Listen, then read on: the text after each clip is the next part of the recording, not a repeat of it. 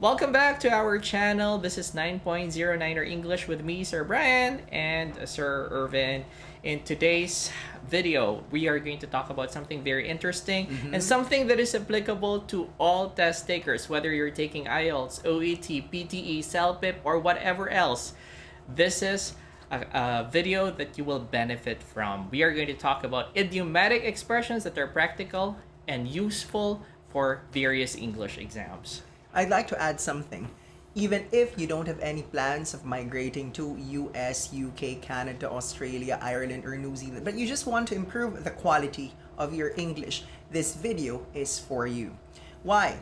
If you know or understand idiomatic expressions, well, it will improve your comprehension level because native speakers use idioms naturally that sometimes the non-native speakers don't get the context. However, moving forward, when you hear a native speaker use any of these idiomatic expressions that we're going to discuss, then it won't be difficult for you to understand what they're talking about because now you understand the meaning of these figures of speech. True. In the same way, it's easier for you to be a little more creative in writing and speaking because you use something that's not always literal in nature. And looking at this list, I guess we have more than 35 idiomatic expressions that are not the usual ones or common idioms that you get to find in other people's outputs. So Sir Brian and I agreed, maybe let's pick 4 each because if we discuss everything, it might bore you and might take more than 1 hour, which is not really ideal, right? So let's begin with Sir Brian's first entry. Alright, so I chose something that is really very practical. You can use this in your speaking test or just when you're probably conversing with someone. And this is driving me up the wall. When you're extremely irritated perhaps, or you're annoyed, you're angry, you can say that you're driven up the wall. So you could probably use this in a sentence like this one here. That kid is driving me up the wall with his tantrums. Very useful for various English tests. And even in real life. Yeah, Say for actually, instance, when you go to church and then there's this kid who's very noisy like the entire time. Or when you're inside the cinema. Yeah. This kid is driving me nuts. Driving me up the wall. Yeah, driving me up the wall. Very useful. And if you're posting on Facebook, you can even write that. Instead of saying, I'm annoyed by this person, you could say, this person's really driving me up the wall. I love that. And you will sound a little bit more sophisticated, a little bit more educated. Might consider that in my next social media post. Now let's move on to my example. Barking up the wrong tree. What's the meaning of this expression? You're trying to do something that, in a way, is not going to work. So, what's the sample? Here's how you're supposed to use this in a sentence. The investigation was going nowhere because apparently they were barking up the wrong tree. It's a useless attempt. They're devoting time trying to do something which is hopeless or it's a futile attempt. Now, let's take a look at the other examples, and I'm sure Sir Brian has chosen his second entry. Yes. The second idiomatic expression that I chose is next to nothing, which means very little. For example, you can say, the players received next to nothing despite their recent win. I've heard that there's this one Korean singer who received next to nothing for how many years of being a singer just because the money was being held by the agency. So you can actually use this when you want to express something in social media maybe, or when you're talking to somebody and you don't get any benefit from a particular arrangement. So you got next to nothing. Let's take a look at my second entry, and that's fresh as a daisy. Wow.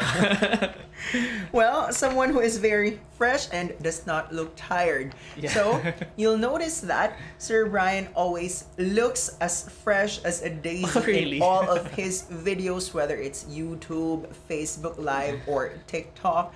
So, whether it's 8 in the morning or 9 in the evening, Sir Brian right here looks as fresh as a daisy. And you too, sir. That's why we love Certainly. recording here at Sir Brian's place. with the lighting, the camera, everything is just so perfect. We look like daisies. So I'll remember that. Fresh as a daisy all the time.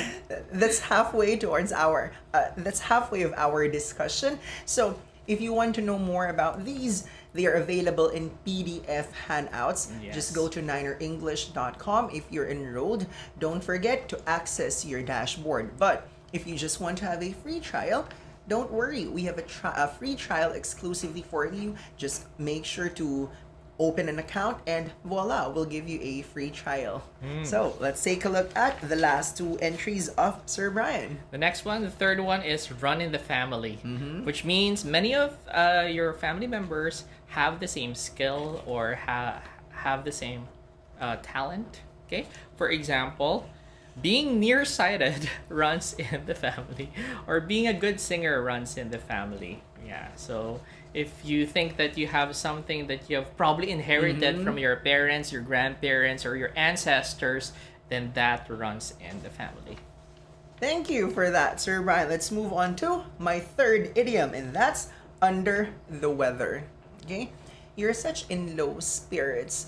Let's say you're at the lowest point of your life. You're feeling down, you're feeling blue, and how are we going to use that in a sentence? Here's what we have for you. Actually, I'm not fun to be with recently since I have been under the weather. Oh, yeah. Applicable not just in English exams, but also in casual conversations. And on social media, True. definitely.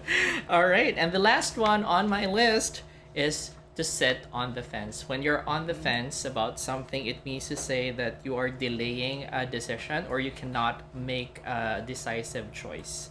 So, for example, there's no option to sit on the fence when you're given a chance for promotion. So you cannot delay this opportunity. You have to grab the chance. And for my last entry, it's white lie. Yes, it's a lie. It's just that there's a reason behind this. You're not just lying. Yeah. Okay? It's a harmless lie. And what's the sample sentence right here? She told her friend that her haircut looked good, but actually, I know it was just a white lie, because you don't want to disappoint your friend, especially for someone who's already depressed with, let's say, her haircut. You don't want her to feel even worse than it already is. So those are just samples of idiomatic expressions. For this particular day, we've recorded 6 videos, and we have plenty of time to read your emails or Facebook messages. If you want us to cover something, like what we've said, not just for people who want to take English exams or the ones applying for visas, but you just want to improve the quality of your English because that's your New Year's resolution for 2023. Yes, we listen to you. That's why we have more than 100 videos on YouTube, and I think we have approximately the same number on TikTok. So don't forget to shoot us an email, and we're going to come up with the next few videos when we go back to recording time. So once again, this is Sir Brian and Sir Ervin of 9.09er. We'll see you next week. Bye. Bye.